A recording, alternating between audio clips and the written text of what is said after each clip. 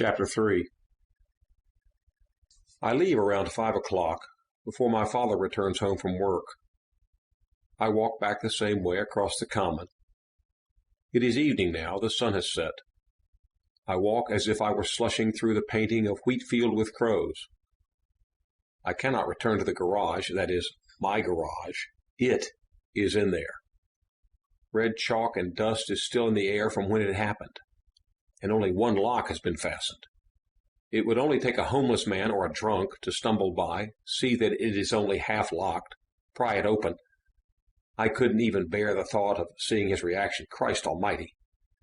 It is really only a small lock, no better than a cheap bike lock, and drunk men always sleep in the lots opposite mine. Well, where should I go? What should I do? I cannot even go to the university, the fashion department. I spent too many nights up in that room, brooding, and it's all on camera. If men cannot master their own thoughts, then these cameras will. I tell you, it is ironic and absurd. Yesterday I was walking down Steep Hill, and I became aware of the many cameras attached to the corners of the buildings that were surveying me. My free and easy movements were reoriented by the realization of these looming eyes. I was darting from one side of the road to the other, pathetically pirouetting down the hill. These cameras, from wanting to survey my every mood, in fact determined them. How has this game helped anyone? I shout to one of the cameras, looking upward, as if I were talking to a diplodocus.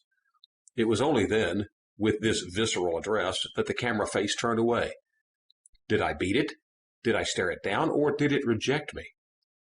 They do not know my sin. They do not even know what blood is. They just turn their heads about like children or dogs in perennial distress. However, in the end, there is no innate difference between things. In death, we are all revealed as the same. Nothing. I dare not even speak to anyone, for danger that I might suddenly spill the whole truth out. But what a wonderful truth it is, a truth that could heal others. But one must hide miracles for fear of being burnt at the stake, crucified. Men have invested too much of their time molding the world into edible chunks for me to go and ruin such banality with the impossible. For it is true that the more deeply a man expresses himself in his predicament, the more unreadable he becomes, the more misunderstood he is, the more bizarre he seems, the more reason he should be dealt with. Truth has a funny way of attaching itself to a person, for fear of being abused and mocked by the masses, and I will stay faithful to its secret. Yes, truths have secrets just like lies. Don't forget that there is always a universe of consequences surrounding the event of a truth hard to swallow, a truth that cannot be monopolized upon. What an unthinkable amount of consequences for this little beauty of a truth I have stumbled upon. Like Job before me, I know that in my torment there is a sovereign virtue. I simply must not blurt it out like a child who thinks he is a comedian. So I cannot go anywhere. I cannot go home, to my garage where it lies, nor the university where there is ample tables and chairs for studying, free water, and electric heating, because they have their eyes on me. I am stranded because of this truth. All of a sudden I feel drowsy and irritable. It was still hot out, even though the sun had settled amongst the trees bordering the golf course in the distance. I decided to continue what I was doing before I arrived at my father's, and so I entered the nearest pub. I could not think of ever being redeemed for my actions.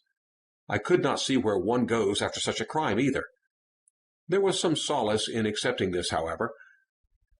I may have to sink into a new life, push myself to the bottom like an anchor, settle here in this strange world beyond good and evil, beyond aspiration and ego, beyond the living. But this is the place where most of us dwell on a day-to-day basis. I looked at the bar lady and tapped one of the beer bumps with my forefinger. I took too long to collect the precise change and instead decided to give her what I had, covered in sweat, turning my wallet inside out, looking for more coins. I heard a final coin drop out of my wallet onto the bar. It was a small key that unlocked one of the padlocks to the garage. I felt immediately cautious. I was ready to kill her if she were to so much as glance at it for more than a few seconds. I placed it quickly back in my wallet and noticed she had left a pile of change on the bar for me. She was already serving another customer, and there was my pint. I sat on one of the tables outside and soon felt my sanctity abused by two women who had just stepped out into the beer garden, raping the world with their laughter, running their fingers through their hair, playing with themselves, turning the universe into something deceitful, pernicious. I was extremely attracted to them. After sitting for a while, I got out my notebook and started writing.